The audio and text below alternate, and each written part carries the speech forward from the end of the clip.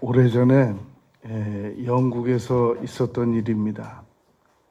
한 시골 소년이 가사 형편으로 더 이상 이 학업을 진행할 수가 없었습니다. 마침내 이 소년이 결단을 내리고 런던의 그 시가지로 무작정 나가서 한 큰 교회를 찾아갑니다. 그리고는 그 목사님에게 공부가 하고 싶으니까 공부를 시켜달라고 아주 간절하게 호소를 합니다. 목사님께서 이 소년을 그 목사님 계신 서재에 두고 어디 잠시 다녀오는 사이에 이 소년이 그 목사님 서재에서 책을 한 권 발견합니다. 그리고 그 책을 읽어도 되겠느냐고 묻고 허락을 받고 그 책을 심취해서 읽습니다.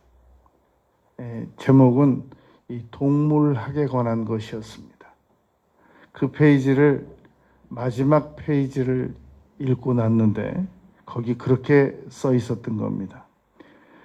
이 책을 나의 유일한 저서를 끝까지 다 읽어준 당신에게 런던 법원에 1136호에 가서 내가 이 유산 400만 불을 남기고 갔으므로 그것을 찾아서 좋은 일에 사용을 하길 바라오.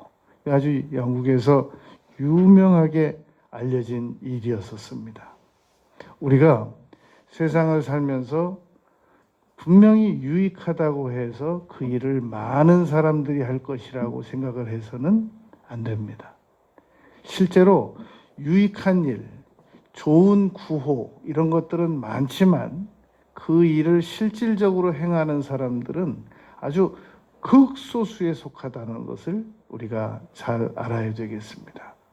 오늘 우리는 예수님의 이름을 사용하게 되면 우리의 남은 인생에 크게 세 가지의 역사가 이루어질 것을 공부할 겁니다. 첫 번째는 예수님의 이름을 믿고 사용하면 우리가 분명히 치료를 받을 수 있습니다. 이것은 성경에 약속된 약속의 말씀입니다. 마태복음 8장 1절부터 4절까지 말씀을 보면 예수님께서 마태복음 5장, 6장, 7장 산상수훈을 마치시고 산에서 내려오시면서 첫 번째로 만난 병자가 문둥병자였음을 알 수 있습니다. 그런데 여러분들께서는 문둥병자를 언제 어떤 경로를 통해서 만나보고 가까이 이렇게 대해봤는지 모르겠습니다만 저는 청년 때 제 친구가 그쪽 그 청년부에 속한 친구가 그쪽에 일을 하는 그 길이 열려서 가보고 싶다고 그랬습니다. 왜 가보고 싶다고 그랬느냐면 성경에 분명히 나환자가 나오는데 내가 나환자들을 한 번도 안 만나보고 이 성경을 이해하기는 어려울 것이다 생각을 했었습니다. 좀 두려웠습니다.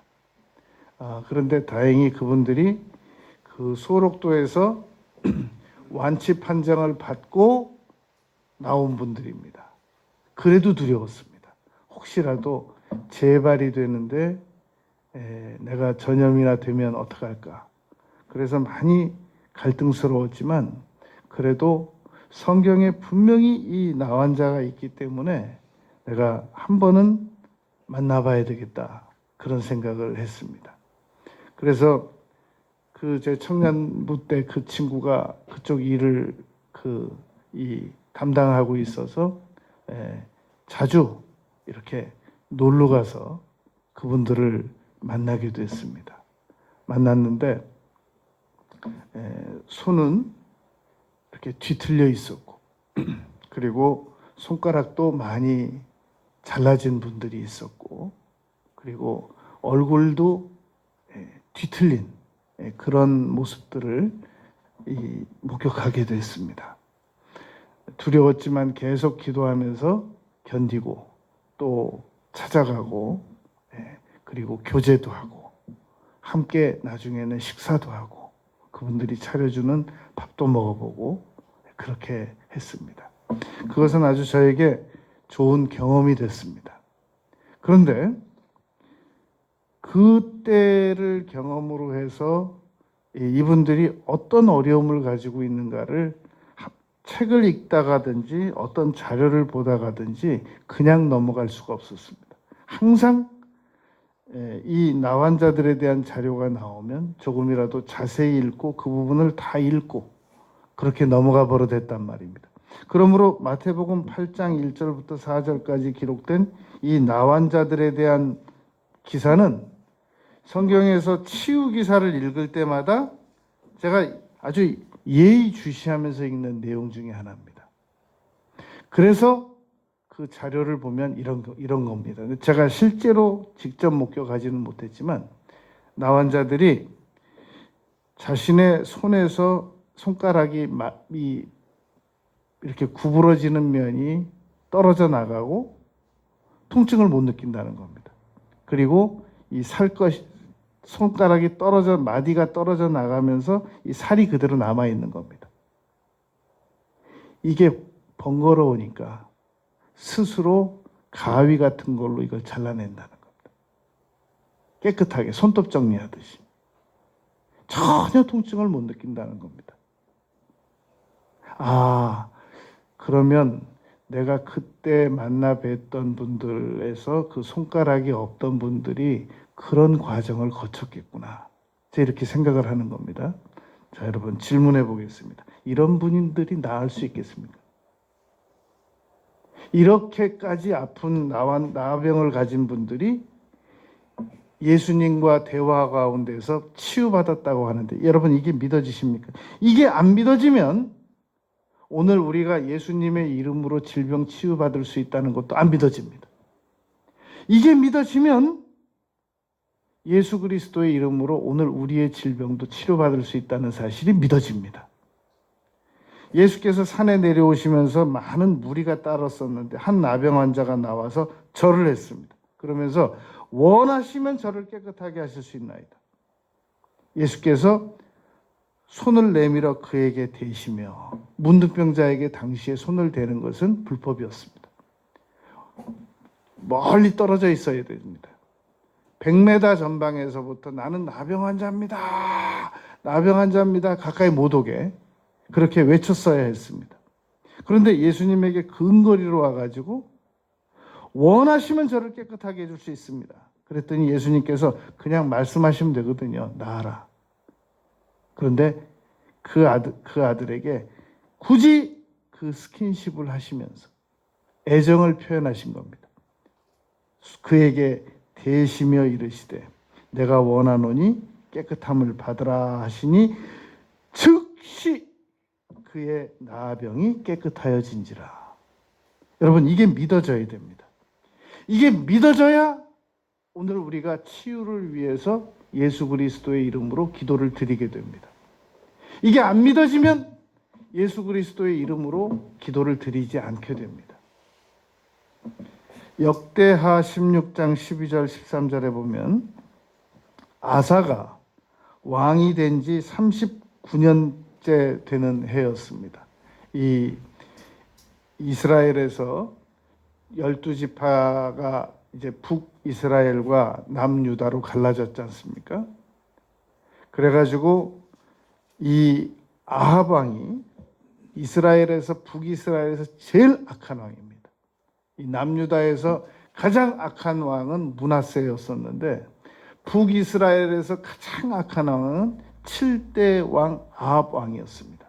그 아합 왕 다음에 8대 왕이 아하시아 왕인데 이 아하시아가 하루는 다락에서 떨어졌습니다. 그래가지고 병이 드니까 자신의 그 신하들을 어디로 보내느냐면 에그론의 신 바알세붑에게 에그론의 신 바알세붑이라는 하는 우상신이 있습니다. 그 신에게 자기 신하들을 보내가지고 내 이 병이 낫겠나 안 낫겠나를 물어보라고 그랬습니다. 이게 열왕기하 1장에 나오는 내용입니다. 그런데 갑자기 엘리야는 전혀 그런 사실을 모르고 있는데 하나님께서 엘리야에게 지시하셨습니다. 너 아하시아 왕을 찾아가라. 엘리야는 너무 당황스럽죠. 왜 갑자기 왕을 찾아가라고 하나님께서 지시를 하시는지 자기 처소에 있는 엘리야한테 가서 얘기해라. 어디 이스라엘에 하나님이 없어서 에그론의 신 바알세붑에게 네가 낫겠나 안 낫겠나를 가서 물어보라고 네 신하에게 시키냐. 너는 그 침상에서 일어나지 못하고 반드시 죽을 것이다 라고 엘리야에게 명령을 하라는 겁니다. 가서 엘리야가 왕에게 가서 그 말을 하려니까 얼마나 두렵습니까? 그러니까 열왕기하 1장 15절에서 여호와의 사자가 엘리야에게 뭐라고 말하느냐면 그를 두려워하지 말고 가라. 엘리야가 일어나서 갑니다. 그리고는 여호와의 말씀이 어디 이스라엘에서 그 왕의 병 치유를 위해서 구할 하나님이 안 계시다고 에그론의 신 바알세붑에게 그런 질문을 하러 보내느냐. 왕은 이제 그 침상에서 못 내려오고 죽을 겁니다. 라고 하나님께서 말씀하신 대로 그대로 선언합니다. 그대로 됩니다. 열왕기하 1장 17절에 왕이 엘리야가 전한 여호와의 말씀대로 죽고 그가 아들이 없으므로 그를 대신하여 여호람이 후대 왕이 되니라. 이렇게 기록되어 있단 말입니다. 여러분, 역대하 16장 12절에 보면은 아사가 왕이 된 지 39년째 발이 병이 들었습니다. 그런데 이스라엘의 그 남유다의 전 왕들의 기록을 보면 이 아사 왕 때가 의학이 가장 발전한 때라는 겁니다. 그러니까 이 아사 왕이 발이 병이 들었을 때 하나님보다 여호와께 구하지 아니하고 의원들에게만 구했다는 겁니다. 결과 아사가 2년 있다가 죽습니다. 치유 못 받고 죽는단 말입니다. 오늘날 여러분, 병원에 가야 될까요? 기도해야 될까요? 라는 책을 쓴 어느 목사님이 계십니다.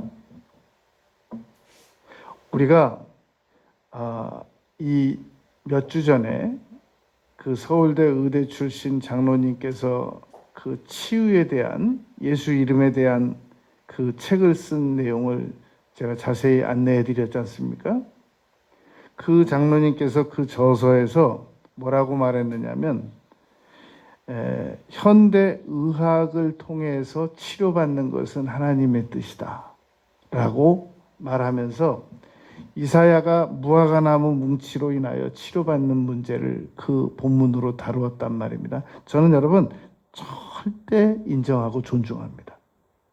우리가 질병에 걸렸을 때 약을 무시하고 병원을 무시하고 그리고 오직 기도로만 병을 낫겠다라고 말을 한다면 마치 얼마만큼 무모하냐면 이런 겁니다. 기관사를 무시하고 지하철을 안 타고 축지법을 활용해서 서울을 가겠다라는 거하고 먼 거리를 가겠다고 하는 것이나 만큼이나 무모한 겁니다. 만약에 우리가 약을 의존하지 않고 병원의 치료를 의존하지 않고 병든 것을 나는 믿음으로만 치료를 받겠다고 말한다면 얼마만큼 무모하냐면 나는 비행기를 안 타고 하나님께 응답을 받아서 걸어서 미국을 가겠다라고 말하는 것만큼이나 무모한 일이란 말입니다. 우리가 예수님 믿는 사람들이 질병이 걸렸을 때 약을 먹지 않고 병원을 가지 않고 치료를 받는 것이 믿음이 굉장히 좋은 것인 것처럼, 그리고 약을 먹고 병원을 찾아가면 믿음이 없는 것인 것처럼 생각하는 것은, 마치 이 세상이 발달돼 가지고 핸드폰이라는 게 만들어졌는데 핸드폰을 사용 안 하겠다, 나는 현대 기기 문명을 사용 안 하겠다라고 주장하는 것만큼이나 무모한 주장이란 말입니다. 마치 나는 이 현대 기기와 문명을 받아들이지 않겠다, 나는 하나님께서 이 주신 자연 그대로를 활용하겠다라고 생각을 하고 컴퓨터를 사용 안 하겠다고 하는 것만큼이나 무모한 것이란 말입니다. 그러므로 우리는 아플 때 반드시 그에 해당되는 많은 시행착오를 거쳐서 만든 약과, 그리고 많은 의학적인 시행착오를 거쳐서 이 발전된 만큼의 그 의학적인 이 진료 기술을 통해서 전문 선생님들의 도움을 받아야 된단 말입니다. 문제는 그분들만 의지하는 거예요. 문제는 의사 선생님만 의지하는 거예요. 문제는 약만 의지하는 거예요.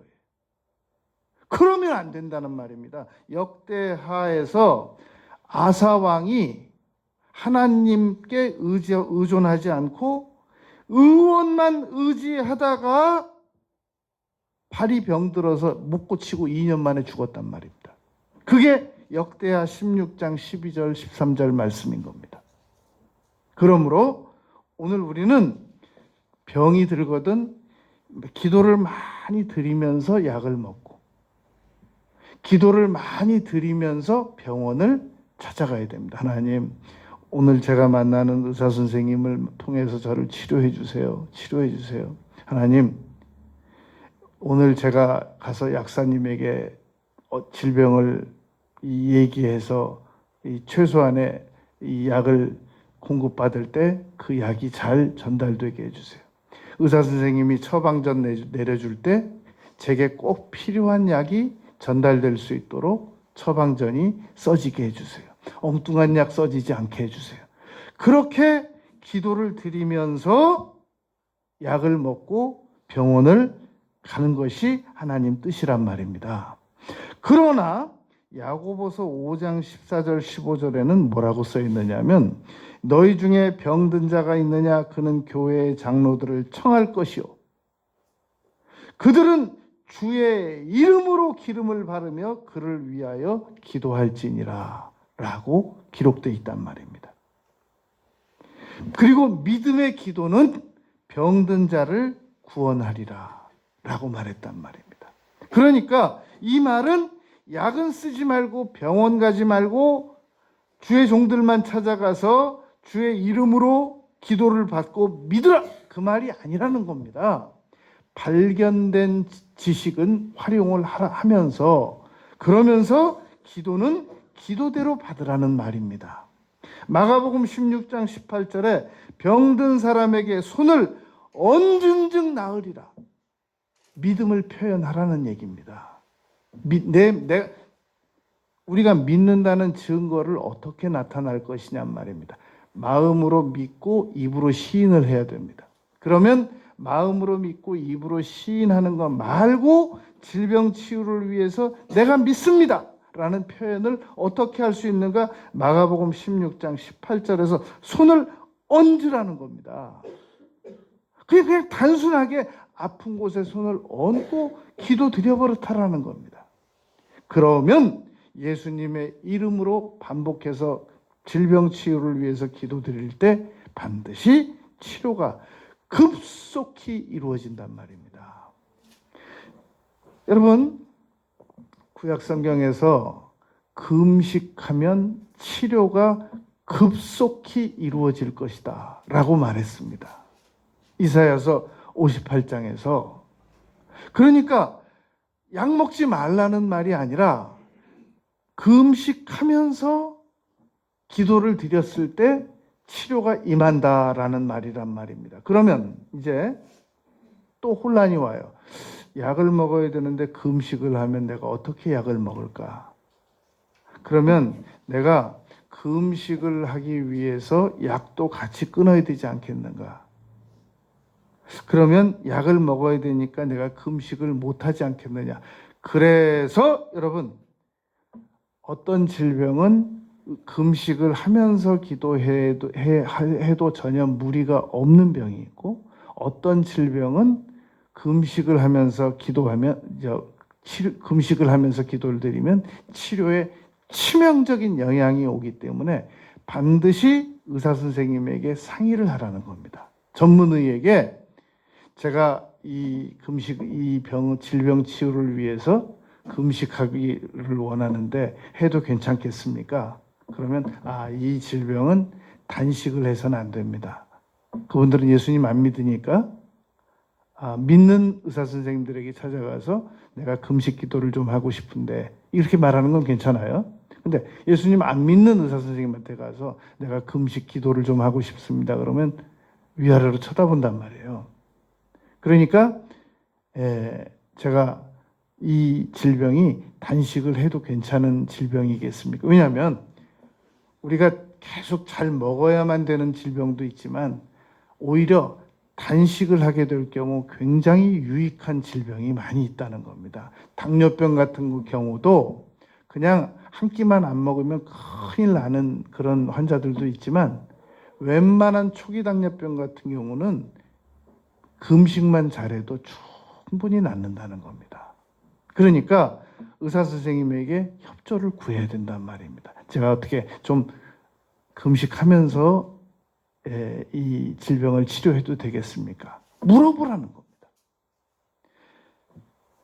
의사 선생님들이 어떤 처방을 내리든지 간에 의사 선생님들 간에 처방이 다 조금씩은 다르니까 내리든 간에 우리가 기본적으로 기도는 꼭 드리면서 약도 먹고 기도를 꼭 드리면서 병원도 가고 기도를 꼭 드리면서 선생님들의 처방도 받아 버릇해야 된단 말입니다. 핵심은 예수님의 이름으로 질병이 빨리 나을 수 있다는 겁니다. 두 번째, 예수님의 이름으로 귀신을 쫓아낼 수가 있습니다. 여러분, 제가 서초동에서 이제 개척을 하고 그 길 건너편에 지능 아파트에서 사시는 어느 젊은 그 부부가 아들 며느리 부부가 이제 이 시어머니를 모시고 왔습니다. 아들에게는 어머니를 모시고 왔단 말입니다. 그런데 이 어머니가 얘기를 들어보니까 그 지능 아파트에 안방 있고 건너방 있고 작은 방이 있잖아요. 그 작은 방에다가 아예 불상을 모셨어요. 작은 방 절반에다가 부처 작은 그 사이즈 부처상과 그런 무당도 아니신데 이분은 스님도 아니시고 비구니도 아니신데 이 할머니는 그렇게 지극정성으로 45년간 그 방을 그렇게 꾸미고 시골에서도 꾸미고 거기다가 절하고 불공을 드렸더란 말입니다. 모시고 왔어요. 총 전도하는 데 걸린 시간이 15분이었습니다. 15분 동안 전도하고 예수님 영접시키고 그리고 배웅해드렸단 말입니다. 그 다음날 이 1톤짜리 그 이삿짐 차를 불러가지고 거기다 전부 다 내다 실으니까 절반이 실리더래요. 싹 버렸어요. 그리고 그때부터 신앙생활을 시작했단 말입니다. 저는 그 할머니에 대해서 관심이 많았어요. 지금 이제 천국 가셨겠지만 관심이 많았어요. 그래서 물어봤죠. 어떻게 기도를 드리더냐? 그랬더니 이렇게 드리더래요. 아주 적나라하게 얘기를 해주는 겁니다. 내가 가르쳐 드렸거든요. 예수님의 이름으로 귀신은 물러가라. 딱 거기까지만 알려드렸어요. 근데 그 며느님이 잘 들어봤더니 이렇게 기도를 하더래요. 예수님의 이름으로 명령하노니 내가 이 칼로 배지를 쑤실 거다. 물러가라! 그 내가 안 가르쳐 드린 내용을 거기다가 중간에 삽입을 했더라고요. 그러니까 여러분, 그래서 그렇게 하지 말라고 말하려다가 그냥 두자. 그냥 그러고 이제 뒀는데, 여러분, 우리도 그 생각을 어떻게 할 때가 있어요. 이 큰 소리를 질러야 되는 거냐? 그리고 막 귀신들에게 막 상소리를 해야 되는 거냐? 그건 이거하고 똑같습니다. 조폭이 모여 있는데, 조폭이 막 그 자기들끼리 막 욕하고 물건 던지고 막 흉기로 싸운단 말입니다. 경찰들이 체포하러 왔습니다. 경찰들이 소리 질러 가지고 조폭들이 겁 먹을까요, 안 먹을까요? 물론 체포하라고 하는 기본적인 소리는 질러야 되겠죠. 그러나 조폭들한테는 상소리나 큰 소리나 이런 것들이 영향이 못 미쳐요, 그 사람들한테는. 조폭들한테 영향을 미치는 것은 조용한 법률적 그 권위에 의하여 체포하고 조용히 끌고 가는 거, 그것만큼 효력이 있는 건 없단 말입니다. 손 내놓으라고. 소리 지를 필요도 없어요. 손 내놓으라고 그래서 수갑 채워가지고 데려가는 거예요. 판사가 막 너희들 거기서 소리 얼마나 질렀어? 내가 더 크게 소리 지를 거 전혀 없어요. 그냥 조용히. 피고는 몇 년 몇 월 며칠 어디서 싸움을 했습니까? 그냥 조용히 말하면 돼요. 왜 싸웠습니까? 어떤 피해를 입혔습니까? 피고는 징역 10년에 처하겠습니다. 그냥 그러면 되지. 막 고래고래 고함을 지르고 그럴 필요 없단 말입니다. 여러분, 우리가 귀신을 쫓을 때 예수님의 이름으로 명령하노니 나가라. 그러면 되지. 막 예수 데시벨을 높여가지고 막 예수 이름으로 명하노니 막 물러가라 나가라 그럴 필요 없단 말입니다. 그런다고 귀신이 겁먹는 게 아니란 말입니다. 그럼 너무 약화되지 않겠느냐? 마음속으로는 강력하게 미워하고 마음속으로는 귀신을 강력하게 저주하고 나는 하나님의 자녀다. 너는 나가야 된다. 너는 저주받아. 나는 너를 저주한다. 예수 이름으로 명하노니 떠나가라. 여러분, 우리가 화가 많이 났을 때 그때는 소리를 크게 질러가지고 얘기하지 말고 아주 감정을 낮추어가지고 캄다운을 시켜가지고 그래가지고 조용히 아주 얘기해버렸다라는 그런 대화법이 있단 말입니다. 좋은 겁니다. 귀신을 쫓을 때도 절대 상소리 낼 필요도 없고 귀신에게 욕할 필요도 없고 귀신에게 소리 지를 필요도 없습니다. 조용히 단호하게 대신에 단호하게 예수님 이름으로 명령하노니 나가라. 문제는 한두 번 해가지고 안 나가는 귀신입니다. 그것은 마가복음 9장 28절에 아주 잘 써 있습니다. 집에 들어가심에 제자들이 조용히 묻자오되 우리는 어찌하여 능히 그 귀신을 쫓아내지 못하였나이까. 예수님께서 기도 외에 다른 것으로는 이런 종류가 나갈 수 없느니라. 이게 마가복음 9장 29절 말씀입니다. 이 말은 무슨 말이냐면은 귀신은 우리가 나갈 때까지 끈질기게 기도를 드려야 된다라는 의미인 것이란 말입니다. 기도 외에는 이런 유가 나갈 수 없느니라라는 말은 도대체 얼마만큼의 기도냔 말이죠. 그러니까 그럼 귀신이 나갔는지 안 나갔는지는 어떻게 알 수 있는가? 확신이 옵니다. 이런 일이 있었습니다. 전혀 모르는 사람을 위해서 기도를 드리기 시작했습니다. 이렇게 대화 중에 친구하고 대화 중에 어떤 어려운 사람이 있대. 근데 이 말을 들은 이 친구가 왠지 모르게 그 문제를 위해서 자신이 기도를 드려야 되겠다고 하는 강력한 부담감이 왔대요. 그래서 기도를 시작했는데 그만두려고 하면 강력한 심리적 압박이 오고, 또 기도를 그만두려고 하면 또 압박이 오고, 12년을 했대요. 그런데 놀라운 일이 생긴 겁니다. 하루는 12년 만에 전혀 모르는 사람을 만나서 대화를 하는데, 자기가 12년 전에 어떤 문제가 발생이 돼가지고 몸이 너무 아파가지고 계속 기도를 드렸는데 이제 나았다고. 자기가 12년 동안 기도 드린 사람을 12년 후에 치유받은 사람을 하나님께서 만나게 하신 겁니다. 여러분, 우리가 어떤 문제를 위해서 계속 기도드리면 하나님께서는 그래 너 해라. 그럼 해. 그리고 그냥 방관하시고 아무 확신도 안 주시고, 세상이 어떻게 하나님을 그런 분이라고 믿냔 말입니다. 히브리서 11장 6절에 하나님께서 나아갈 때는 그가 계신 것과 그가 자기를 찾는 자들에게 상 주시는 이심을 믿어야 할지니라 그랬지 않습니까? 우리가 여러분 어떤 문제를 위해서 계속 기도를 드리면 하나님께서 그 부분을 굉장히 장하게 보세요. 너 참 장하다, 기특하다. 그래서 마침내 그 문제가 해결이 나고 나면 하나님께서 어떤 형태로든지 우리에게 확신을 주십니다. 응답됐다. 이제는 그만해도 되겠다.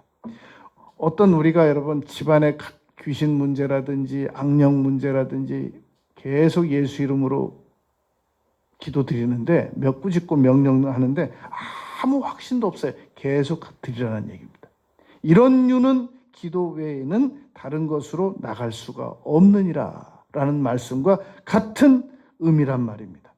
마가복음 16장 17절에 보면 믿는 자들에게는 이런 표적이 따르리니 곧 그들이 내 이름으로 귀신을 쫓아내며, 귀신은 팥을 뿌려도 안 되고 종을 쳐도 안 되고 고함을 쳐도 안 나가고 상소리를 해도 안 나가고, 귀신은 오로지 예수 그리스도의 이름으로 반복해서 명령하는 길 외엔 다른 길이 없단 말입니다. 누가복음 10장 17절 70명이 기뻐 돌아와가지고 주여 주의 이름이면 귀신들도 우리에게 항복하더이다. 다른 방법이 없어요. 오직 귀신은 예수 그리스도의 이름 앞에서만 항복을 한단 말입니다. 그래서 여러분 거라사인 땅 귀신 들린 사람에게 예수님에게 가서 나가란 말도 안 했는데 예수님이 가시니까 나사렛 예수여 당신과 우리가 무슨 상관이 있나이까? 우리를 멸하러 왔나이까? 예수님 아무 말씀도 안 하셨는데 그랬단 말입니다.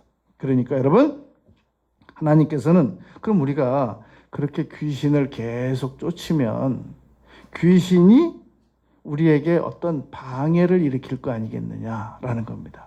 귀신이 우리를 해코지하지 않겠느냐. 누가복음 10장 19절 말씀을 믿으시기 바랍니다. 누가복음 10장 17절 말씀은 우리가 주의 이름이면 귀신들도 우리에게 항복을 하더이다 라는 말씀이고, 두 절 더 지나서 19절에서는 내가 너희에게 뱀과 정갈을 밟으며 원수의 모든 능력을 제어할 권능을 주었으니, 원수의 모든 능력을, 귀신들은 능력을 가지고 있는 거 맞습니다. 그러나 권능, 우리 그리스도인들에게는 엑수시아가 있단 말입니다. 여러분 예를 들어 보겠습니다. 경찰로, 이해하기 좋게 경찰로 예를 들어 보겠습니다. 경찰청장 집의 아기는 이제 1살밖에 안 됐어요. 그런데 경찰청장 바로 밑에 간부는 경찰 생활만 수십 년 했을 거 아니겠습니까? 아직 청장은 못 됐지만 그 청장이, 그 청장 부하가 그 청장집에 있는 어린 아기 2살도 안 된 아이를 두려워할까요? 안 두려워할까요? 아니, 청장님 아기예요. 청장 바로 밑에 부하가 청장님 아기, 말도 못 알아보고 눈도 제대로 못 뜨고 엄마 아빠도 제대로 못 알아보는 아기 1살이나 2살 먹은 아기를 두려워할까요? 안 할까요? 당연히 두려워한단 말이에요. 왜 두려워할까요? 권세라고 그런단 말입니다. 권세라고 하는 것은 육체적인 힘과 아무 상관없는 거예요. 우리 사람은 여러분 독수리는 시력 10.0으로 쳐다봅니다.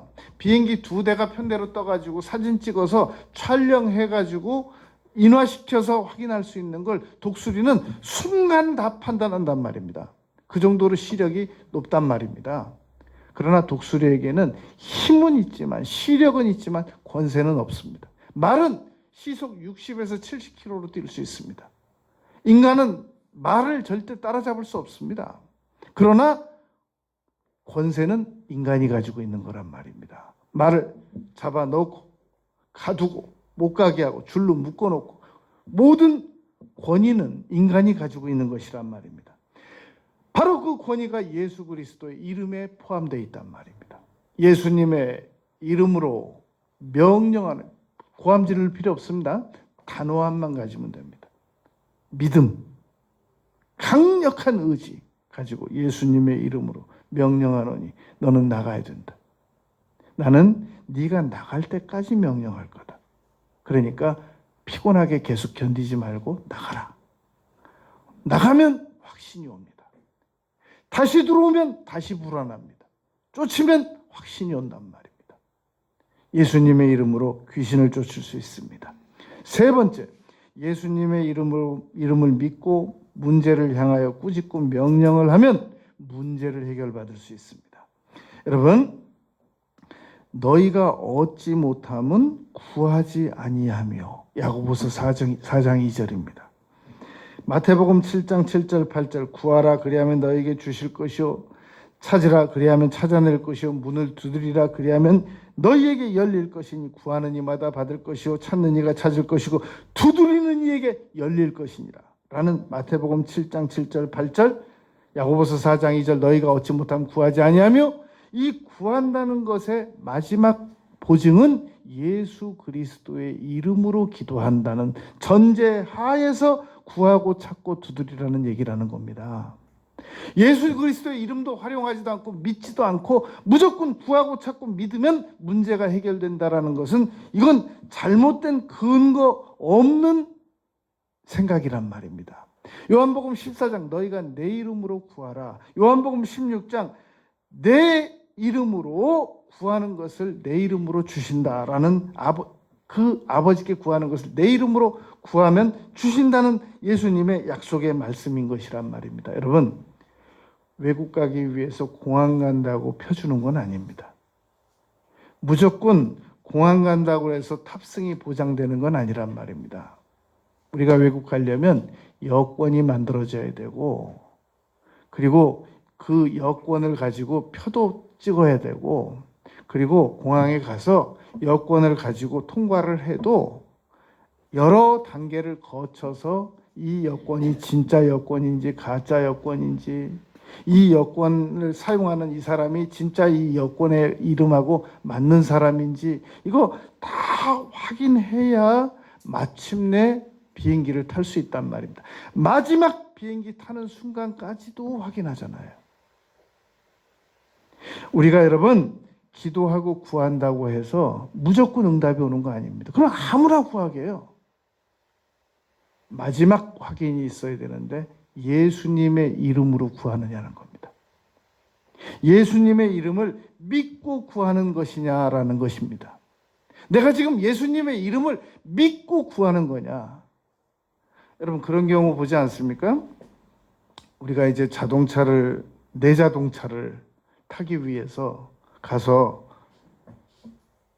이 문을 여는데, 아니 하루 이틀 본 사이가 아니잖아요. 지금 내 자동차하고 나하고 굉장히 오래 본 사이인데 키 안 가지고 가면 절대 안 열립니다.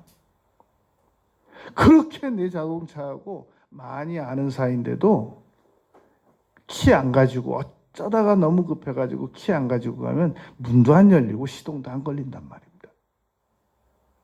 우리가 하나님의 자녀 맞습니다. 그리고 기도 드립니다. 우리가 그 사무실에 가가지고 자기 지문 이렇게 손 올려놔야 문 열리는 문이 있을 거 아니겠습니까? 우리가 문 가가지고 비밀번호 눌러야 문 열리는 문이 있잖아요. 그렇게 친한데도 한 글자만 틀리면 안 열립니다. 예수 그리스도의 이름으로 명령해야 됩니다. 예수 그리스도의 이름을 통해서 분명히 우리가 시인하고 믿어야만 응답이 온단 말입니다. 그런데 그렇게 하지 않고 계속해서 우격다짐으로 기도의 응답을 받으려고 하는 경우가 있단 말입니다. 그것은 통과되지 않습니다. 여러분, 제가 지난 주간에 이 이름에 대한 책을 몇 권 읽어봤습니다. 우리나라 이름 장명권에 대하여 아주 이름이 널리 알려진 분 가운데 백운학 씨라는 분이 있습니다. 그분은 이병철 씨가 옆에, 이병철 회장이 항상 옆에 두고 그 삼성에 입사하는 직원들 같이 면접을 보게 했을 정도입니다. 백운학 씨가 옆에서 입사시켜도 좋겠다고 하면 입사시키고, 백운학 씨가 안 되겠다 그러면 입사 안 시킬 정도로 그분이 영향력이 컸단 말입니다. 제가 그분이 쓴 이름에 대한 책을 한번 읽어봤습니다. 좋은 이름과 나쁜 이름에 대한 내용이 뭔가 봤더니 핵심은 이겁니다. 어떤 사람은 성공한 사람의 이름을 가지고 봤더니 그 이름을 가지고 성공한 사람을 봤답니다. 문제는 그 이름하고 똑같은 이름을 가지고 어떤 사람이 실패했더라는 겁니다. 그러면 그 이름의 효력이 어떻겠느냐? 이분이 문제를 제기한 거예요. 아주 좋은 스스로 우리는 미처 생각도 못하는 그런 문제를 제기했지 않습니까? 그런데 그 해답을, 문제는 기막히게 제시했는데 해답을 제시를 못했어요. 아무 답이 없어요. 그래놓고 뒤에 가서 쭉 남은 페이지에는 이름 가운데 좋은 획수가 있고 나쁜 획수가 있다는 겁니다. 그리고 범죄를 많이 한 사람이 있단 말입니다. 그 사람이 가지고 있는 한문 획수가 21획이라서 그 사람이 범죄를 저질렀다는 겁니다. 그런데 또 다른 성공한 사람은 21획을 가졌고 같은 이름을 가졌는데도 성공한 사람이 있더란 말입니다. 결국 인간이 어떤 이름을 가지고 있느냐, 그 자체만 가지고는 성공과 실패 여부를 속단할 수가 없다는 겁니다. 자, 그럼 이걸 어떻게 적용시키면 되느냐 하면, 예수라 하라. 마태복음 1장 21절에서 아들을 낳으리니 그 이름을 예수라 하라. 그 이름을 사용하면 자기 백성을 죄에서 건져낼 것이다 라고 약속이 됐단 말입니다. 그러나 그때 당시 예수라는 이름은 예루살렘에 그 요세푸스 학자에 의하면 90명이 넘었다는 겁니다. 또 다른 예수라는 이름을 막 이 사람도 예수, 저 사람도 예수라는 이름을 가졌다는 겁니다. 그러나 그 90명의 이름에 대해서는 아무 효력이 안 나타났단 말입니다. 오직 나사렛 출신 예수 그리스도에 대해서만 그 이름이 효력이 나타났다는 겁니다. 여러분, 오늘 우리가 예수 그리스도의 이름을 사용하고 있는 것은 예수님께서 태어나셨을 때 주변에 90몇 명이 예수라는 동명이인이라고 하는 그런 이름을 사용하고 있는 게 아닙니다. 우리가 사용하고 있는 예수는 분명히 동정녀 마리아에게 탄생되신 예수. 여러분, 우리가 이렇게 길 가다가 하나님 믿으세요? 저도 하나님 믿어요. 예수님 믿으세요? 저도 예수님 믿어요. 이런다고 해서 저 사람이 나하고 같은 예수를 믿을 것이다, 그렇게 믿으면 안 된단 말입니다. 지금 저분이 믿는 예수가 내가 믿는 예수와 같은가를 알려면 조율을 해봐야 된단 말입니다. 내가 믿는 예수는 성령으로 잉태해서 동정녀 마리아에게 탄생되신 예수님을 말하는 겁니다. 그렇게 해서 그 예수님께서 헤롯이 죽이려고 하니까 애굽으로 피난 갔다가 갈릴리로 가셔서 그 갈릴리 지역에서도 나사렛에서 성장하신 예수를 말한단 말입니다. 그 예수님께서 나이 30, 누가복음 예수께서 30세쯤 되심에 30세가 되셔서 아버지와 청소년 시기를 지켜서 누가복음 2장 내가 아버지 집에 있어야 할 줄 모르셨나이까? 어린 예수가 했던 말입니다. 그 예수가 맞느냐는 겁니다. 그리고 30세쯤 돼가지고 공생의 사역을 시작해가지고 십자가에서 죽으신 예수님이 맞냔 말입니다. 저들은 자기들의 하는 일을 알지 못합니다라고 말한 그 예수님 맞느냐는 겁니다. 네가 오늘 나와 함께 낙원에 있을 것이다 라고 말한 그 예수님 맞느냐는 겁니다. 여자여 보소서 아들이니다 라고 말한 그 예수님 맞느냐 말입니다. 엘리 엘리 라바 사박타니 라고 말한 그 예수님 맞느냐 말입니다. 내가 목마르다라고 말한 그 예수님, 내 영혼을 받으시옵소서라고 말한 그 예수님 맞느냐 말입니다. 우리가 믿는 예수님은 그 예수님이란 말입니다. 그래서 우리가 예수 그리스도의 이름으로 명령하노니 라고 말한 것은 우리가 알고 있는 모든 예수님에 대한 지식이 그 예수 안에 다 들어있단 말입니다. 그 예수의 이름으로 명령하는데 어떻게 문제가 해결 안 됩니까? 그 예수의 이름으로 명령하는데 어떻게 병이 안 날 수가 있어요? 그 예수의 이름으로 명령하는데 어떻게 귀신이 안 쫓겨나갈 수 있냔 말입니다. 바로 오늘 우리가 예수 그리스도의 이름으로 명령하고 믿고 꾸짖고 문제 해결 받자는 얘기는 바로 하나님께서 이 세상에 사람으로 오셔서 삼위일체 되시는 그 예수님의 이름으로 꾸짖고 명령하고 기도해서 응답받자는 말씀입니다. 남은 생애를 예수 그리스도의 이름을 낭비 없이 사용하고 믿고 활용하는 우리 모두가 되시길 바라겠습니다.